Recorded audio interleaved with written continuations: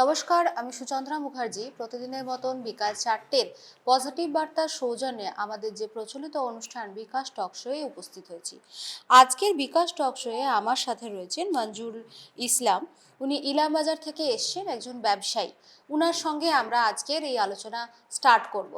এই প্রসঙ্গে আমরা বলে রাখি যে এই যে পজিটিভ বার্তা যা আমরা প্রত্যেক দিন কাজ করে চলেছি, সমাজে কিছু না কিছু সদর্থক বার্তা আমরা পৌঁছে দিতে চেষ্টা করছি, এটির একটি নবতম সংযোজন হলো ওয়েস্ট বেঙ্গল মিডিয়া ফোরাম। এই মিডিয়া ফোরাম যেভাবে কাজ করতে চাইছে তা হচ্ছে যে সমাজের সমস্ত সংবাদ মাধ্যমের সঙ্গে যারা যুক্ত রয়েছেন প্রতিনিধিরা, প্রত্যেককে আমরা একত্রিত করতে চেষ্টা করছি। এক্ষেত্রে বিভিন্ন digital platform, social media, print media, electronic মিডিয়ার সাথে যুক্ত প্রতিনিধি যারা এখনো পর্যন্ত সরকার স্বীকৃত সাংবাদিক হিসেবে পরিচিতি হননি বা সম্ভব হয়ে ওঠেনি, সেই সমস্ত ব্যক্তিদের একত্রিত করে আমরা ওয়েস্ট বেঙ্গল মিডিয়া ফোরামে যুক্ত হওয়ার জন্য আহ্বান জানাচ্ছি। এবং সরকারিভাবে যারা অ্যাক্রিডিটেড জার্নালিস্ট তারা আমাদের সঙ্গে যুক্ত থাকছে শুভানুধ্যায়ী হিসাবে এবং উপদেষ্টা হিসাবে। ওয়েস্ট বেঙ্গল মিডিয়া ফোরামকে আমরা মূলত 5টি জোনে ভাগ করেছি। সেই 5টি জোনের মধ্যে কলকাতা, সাউথ বেঙ্গল, নর্থ বেঙ্গল, মেদিনীপুর এবং রাঢ় বাংলা। এবং এখনো পর্যন্ত যারা আমাদের সঙ্গে যোগাযোগ করেননি, এই বিকাশ টকশের অনুষ্ঠানে যারা আসতে চাইছেন, আমাদের সাথে কথা বলতে চাইছেন, সমাজকে এগিয়ে নিতে যারা চাইছেন, তাদেরকে আমরা আহ্বান জানাচ্ছি। আমাদের এই অনুষ্ঠান শান্তিনিকেতন মেডিকেল কলেজ থেকে সরাসরি সম্প্রচারিত হয়। আপনারা আসুন এবং ফোনেও আপনারা আমাদের সাথে যোগাযোগ করতে পারেন। ফোন নাম্বার 6295890660, এই নাম্বারে সরাসরি যোগাযোগ করেও আপনারা আসতে পারেন। এবারে আমরা যাব আমাদের মূল যে অনুষ্ঠান পর্ব সেখানে। আজকে আমি শুরুতেই বললাম আমার সঙ্গে রয়েছেন মঞ্জুর ইসলাম। উনি ইলামবাজার থেকে এসছেন এবং একজন ব্যবসায়ী। আমরা শুনবো উনার মুখ থেকে উনার বড় হয়ে ওঠার গল্প। স্যার, পজিটিভ বার্তার পক্ষ থেকে আপনাকে স্বাগত। নমস্কার। নমস্কার। এই যে স্যার আপনি পজিটিভ বার্তার অনুষ্ঠানে আজকে এসেছেন, আমি প্রথমে জানতে চাইবো যে প্রথম থেকে আপনার বড় হয়ে ওঠার গল্প সংক্ষেপে আমাদেরকে যদি জানান। দেখুন, আমি একটা মধ্যবিত্ত ফ্যামিলি থেকে বিলং করি। আমি প্রথম থেকেই প্রাইমারি স্কুল থেকেই একটা গভর্নমেন্ট স্কুলে পড়াশোনা চালিয়ে যাই। একটা সময় হস্টেলে ছিলাম, খুব কম খরচার মধ্যেই। তো আমি আজকে মেডিকেল লাইনে আছি, প্রফেশনাল লাইনে। আমি একজন মেডিকেল প্র্যাকটিশনার, প্লাস আজ আমি নিজে একটা নার্সিং ট্রেনিং সেন্টার ওপেন করেছি। এনআইএসও ওপেন সেন্টার, এনআইএসের আপনার একটা সেন্টার করেছি। হ্যাঁ, তো আজকে এইগুলো করেছি খুব কষ্ট করে। একটা কথা আমার মাথায় খুব নড়ে, একসময় আমি ফেসবুকে একটা ভিডিও দেখছিলাম যে নিজে প্রতিষ্ঠিত হতে গেলে নিজেকে পুরে ছাই হতে হবে। প্রতিষ্ঠিত হওয়াটা খুব সহজ নয়, আর পিছনে একটু সাপোর্ট থাকতেই হবে। আমার পিছনে আমার সাপোর্ট ছিল, আমার বাবা মা খুব ভালোভাবে আমাকে সাপোর্ট করে আসছেন। তেনারা আমি যে মেডিকেল লাইনে এসছি একটা সাপোর্ট করেছে। ওনাদের ইচ্ছা ছিল যে আমি যেন একটা ডাক্তার হতে পারি, তাতে ছোট হোক বা বড় হোক। হ্যাঁ, তো যাই হোক, আমি খুব কষ্ট করে আজ এই পর্যন্ত এই office, NIS office, nursing training centre, নিজে ক্লিনিক, প্লাস আমি একজন ফার্মাসিস্ট, আমি ডি ফার্ম করেছি, একটা ফার্মেসি ওপেন করতে চলেছি, প্লাস একটা ল্যাব ওপেন করতে চলেছি। হ্যাঁ, শুরুতে আমি ছোটোখাটো একটা মেডিকেল কোর্স করি, যেমন সিএমএস, কমিউনিটি মেডিকেল সার্ভিস, তারপরে করি ইডিটিএ, তারপরে করি এইচএলডব্লিউকে। আমি সালগুলো বলছি না, সময়টা বেশি লাগবে। হ্যাঁ, তো তারপরে করি আমি ডি ফার্ম, তারপরে ডিএমএলটি। তো এইগুলো করেছি, খুব কষ্ট করেই করে এসছি। আমি এমন সময় ডি ফার্ম করেছি যে জানতামই না যে ফার্মেসি করতে গেলে বা ওষুধের দোকান করতে গেলে ডি ফার্ম করতে হয়। সেটা একে ওকে জিজ্ঞেস করে যাই কোনো রকম একটা খবর পেয়ে ডি ফার্ম করি, তারপরে ডিএমএলটি করি। তো একটা জিনিস সবাইকে আমি বলবো যে যদি নিজে প্রতিষ্ঠিত হতে চান তাহলে খুব হার্ডলি পরিশ্রম করতে হবে, এবং সেই সাথে সাথে একটা টার্গেট থাকতে হবে যে আমি এই টার্গেটটা পূরণ করব, যেভাবেই হোক আমার এই ইচ্ছাটা পূরণ করব। তাহলে কী হবে, নিজের প্রতিষ্ঠিত হওয়াটা সহজ হবে। আর নিজেকে পুরে ছাই হতে হবে, তাছাড়া প্রতিষ্ঠিত হওয়া এত সহজ নয়। হ্যাঁ, আর দিন রাত যদি ঘুরে বেড়ান, খেলে বেড়ান, তাহলে সেই রকমই হবে। হ্যাঁ, প্রতিষ্ঠিত হতে গেলে মেন ব্যাপার পরিশ্রম করতে হবে। আর এখানে তো লেখাই আছে পজিটিভ বার্তা। পজিটিভ বার্তা আপনার মাইন্ড বলবে যে আপনি এই যে কাজটা করছেন ঠিক করছেন বা ভুল করছেন, আপনি ভবিষ্যতে এইটা করার পরে কি হবে সেটা আপনাকে আগে থেকে ডিসাইড করতে হবে। তো সেগুলো করার জন্য আপনাকে আপনার গুরুজনদের কাছে হোক বা গুরুদেবদের কাছে হোক তেনাদের সাথে পরামর্শ করে আস্তে আস্তে এগিয়ে যেতে হবে। একদমই তাই স্যার। পরিশ্রমের মাধ্যমে কিন্তু একদম ফল আছে। সফলতার সিঁড়িতে ওঠা যায়।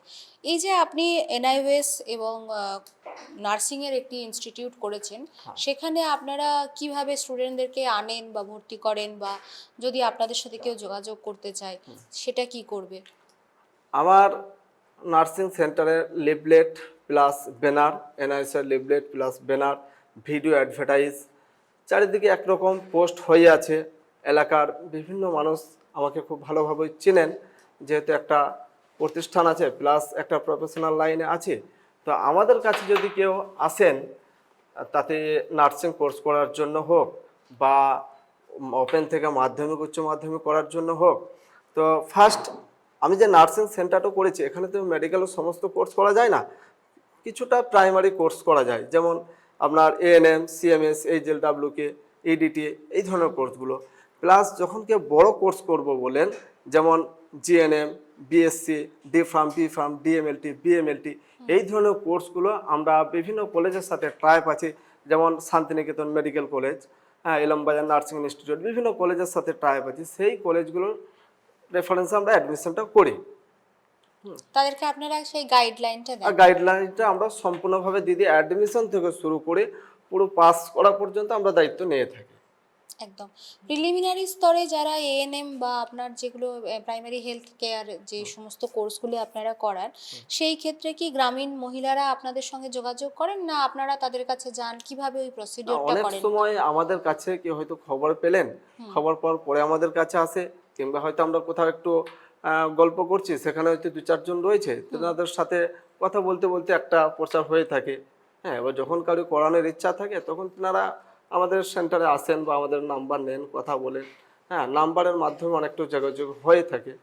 আপনার এই সেন্টারটি কোথায়, নার্সিং আমার এই সেন্টার সেন্টারটা হচ্ছে আপনার এলামবাজারের ঘুরিসা স্কুল মোড়ে, নিরপতি গ্রাম রোডে।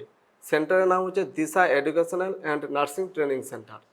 সেখানে আপনাদের এই প্র্যাকটিক্যাল থেকে আরম্ভ করে সবকিছু আপনারা ওখানেই সব করান? হ্যাঁ, সবকিছু আচ্ছা ওখানেই করিয়ে থাকি। আচ্ছা, তারপরে যদি কেউ হায়ার এডুকেশন করতে চায় তখন আপনারা তাদেরকে সেই গাইডলাইনটা দেন যে, এবং বিভিন্ন ইনস্টিটিউটে ভর্তি হতে আপনারা সহায়তা করেন। ঠিক। আচ্ছা স্যার, এই যে আপনাদের ওখান থেকে যারা পাশ করে তাদের কি কোনো প্লেসমেন্টের কিছু সুযোগ দেন? কারণ বহু মহিলা আছে যাদের হয়তো সায়েন্স ব্যাকগ্রাউন্ড নেই বা উচ্চ মাধ্যমিক তারা পাশ করতে পারেনি, মানে তাহলে কি হবে যে গ্রামীণ আমাদের যে সমস্ত দর্শকরা রয়েছে তারা আপনাদের ঠিকানায় পৌঁছাতে পারবে এবং তারা পশ্চিমবঙ্গের বিভিন্ন যে নামি দামি যে নার্সিং ইনস্টিটিউট বা প্যারামেডিক্যাল ইনস্টিটিউট রয়েছে সেখানে তারা ভর্তির সুযোগ পাবে, সেইটা যদি একটু বলেন। দেখুন, প্লেসমেন্টটা আমরা অবশ্যই দিয়ে থাকি। নার্সিং ইনস্টিটিউট করার আগে থেকে আমি প্লেসমেন্ট একটা দিয়ে থাকি, কারণ আমি যেহেতু মেডিকেল লাইন আজকে আপনার 9 বছর ধরে যুক্ত আছি। হ্যাঁ, তো বিভিন্ন ক্যান্ডিডেটকে, বিভিন্ন পরিচিত ব্যক্তিদেরকে নার্সিংহোমে কাজ দিয়েছি, প্রাইভেট হসপিটালে কাজ দিয়েছি, দিয়ে এখনও দিয়ে যাব। হুম হুম। হ্যাঁ, এই আমার একটা বড় সুবিধা আছে যে যেহেতু আমি বিভিন্ন হসপিটাল এবং নার্সিংহোমের সাথে টাইপ আছে। আপনার ইলামবাজার থেকে শুরু করে বোলপুর, বর্ধমান, দুর্গাপুর, কলকাতা, ব্যাঙ্গালোর, হায়দ্রাবাদ। হ্যাঁ, এখন এই মুহূর্তে হায়দ্রাবাদে আপনার যশোদা হসপিটাল আর ব্যাঙ্গালোরে মণিপাল হসপিটালের সাথে খুব স্ট্রংলি ট্রাইপ আছে। তেনারাও আমাদেরকে ডাকেন, আমরাও যাই, প্রোগ্রাম ওনাদের সাথে প্রায় হয়ে থাকে। হ্যাঁ, এভাবে আমরা প্লেসমেন্টটা দিয়ে থাকি। প্লেসমেন্টের দিক থেকে কোনো চিন্তা নাই। আমাদের কাছে কোর্স কমপ্লিটের শেষে আমরা জব দেবো, এটা 100%। এবার অনেকটা কি ক্যান্ডিডেটের উপরে ডিপেন্ড করে, সে কি মাইন্ডে নিচ্ছে। হ্যাঁ, ক্যান্ডিডেট যদি সেক্ষেত্রে মানে পজিটিভ আপনারা থাকে, পশ্চিমবঙ্গ এবং পশ্চিমবঙ্গের বাইরে জব প্রোভাইড করেন। জব প্রোভাইড স্যার, করে থাকি। আপনাদের সাথে যোগাযোগ করতে গেলে যদি কোনো মোবাইল নাম্বার থাকে সেটা একটু শেয়ার হ্যাঁ, আমার করুন, বা মোবাইল আপনাদের নাম্বার, যদি কোনো ওয়েবসাইট থাকে সেটাও যদি আপনারা চান তাহলে বলতে পারেন। ওয়েবসাইটটা আমার ফেসবুক যেটা পার্সোনাল অ্যাকাউন্ট আছে, হ্যাঁ, এমডি মঞ্জারুল ইসলাম বলে, সেই অ্যাকাউন্টে গেলে ডিটেলস পেয়ে যাবেন। প্লাস আমার মোবাইল নাম্বারটা আছে, মোবাইল নাম্বারটা হচ্ছে 8972204692। এটা আমার মোবাইল নাম্বার। একদমই স্যার। এখান থেকে আপনি আমাদের ডিটেলস জেনে নিতে পারবেন। জব প্লেসমেন্টের ক্ষেত্রেও অ্যাডমিশনের হ্যাঁ, ক্ষেত্রেও প্রত্যেকটা এবার গাইডলাইন আপনারা দিয়ে থাকেন। একদম প্রতিটি গাইডলাইন দিয়ে থাকি। কেউ হয়তো আমার কাছে কোর্স করেননি, অন্য কোনো সেন্টারে বা কলেজে কোর্স করে এসছেন, জব পায়নি, তেনারা আমার সাথে যোগাযোগ করতে পারেন। সেক্ষেত্রেও আমি একটা প্লেসমেন্ট দেওয়ার চেষ্টা করব। আমি যে আমার ক্যান্ডিডেটদেরকে প্লেসমেন্ট দেবো তা নয়, আমি চেষ্টা করি সর্বদাই মানুষের পাশে থাকার। হ্যাঁ। আচ্ছা, স্যার আপনি আজকে এই পজিটিভ বার্তার আমাদের যে স্টুডিওয়ে এসেছেন, পজিটিভ যদি কোনো মেসেজ আমাদের দিয়ে যান, কারণ আপনি ছোট থেকেই শুরু করে আস্তে আস্তে বড় হয়েছেন এবং আজকের দিনে পশ্চিমবঙ্গ এবং বাইরের রাজ্যগুলিতেও আপনি বিভিন্ন জায়গায় প্লেসমেন্ট দিচ্ছেন, বহু ছাত্রছাত্রীকে আপনি সঠিক দিশা দেখাচ্ছেন, তাই বোধহয় আপনার ইনস্টিটিউটের নামও আপনি দিশা রেখেছেন। তো এই যে দিশার পথ ধরে যদি আমাদের যারা শ্রোতা, আমাদের যারা দর্শক বন্ধুরা রয়েছে, তাদেরকে যদি কিছু পজিটিভ মেসেজ দিতে চান, তাহলে কি বলবেন আপনি? পজিটিভ দেখুন, এখন গভর্নমেন্ট চাকরি খুব টাফ। যদি নিজে প্রতিষ্ঠিত হতে চান তাহলে আপনাকে জেনারেল পড়াশোনা থেকে বেরিয়ে এসে অন্য কোনো কোর্স করতে হবে। যেমন মেডিকেলে বিভিন্ন ধরনের কোর্স রয়েছে, ইঞ্জিনিয়ারিং কোর্স রয়েছে, এই ধরনের কোর্সগুলো করে তারপরে আপনাকে, হ্যাঁ তবে একটা জিনিস, আপনি কোর্স কোন জায়গাতে করছেন, কার হাত ধরে করছেন, কোন প্রতিষ্ঠান থেকে করছেন, সেই প্রতিষ্ঠানটা ভ্যালুয়েবল কিনা সেটা আগে দেখতে হবে। যদি সেই প্রতিষ্ঠান দেখেন যে হ্যাঁ সব দিকেই ওকে আছে, তাহলে সেই প্রতিষ্ঠানের ডিগ্রি করার পরে আশা করছি সেই প্রতিষ্ঠান আপনাকে একটা দিশা দেখিয়ে দিতে পারবে। একদমই তাই। স্যারের থেকে আমরা শুনলাম কিভাবে উনি শুরু করেছিলেন, শূন্য থেকে শুরু করে আজকে উনি একটা জায়গায় পৌঁছেছেন এবং বহু মানুষকে উনি সঠিক পথ দেখাচ্ছেন। পজিটিভ বার্তার পক্ষ থেকে উনাকে আমাদের সঙ্গে থাকার জন্য অসংখ্য ধন্যবাদ জানাই। ধন্যবাদ জানাই আমাদের সংস্থার প্রেসিডেন্ট ডক্টর মলয় পিত স্যারকে, যার মস্তিষ্ক প্রসূত এই ভাবনা সমাজকে পজিটিভ বার্তা দেওয়া এবং সঠিক সমাজ গড়ে তোলা আমাদের প্রত্যেকেরই জীবনের লক্ষ্য, এটাই হওয়া উচিত।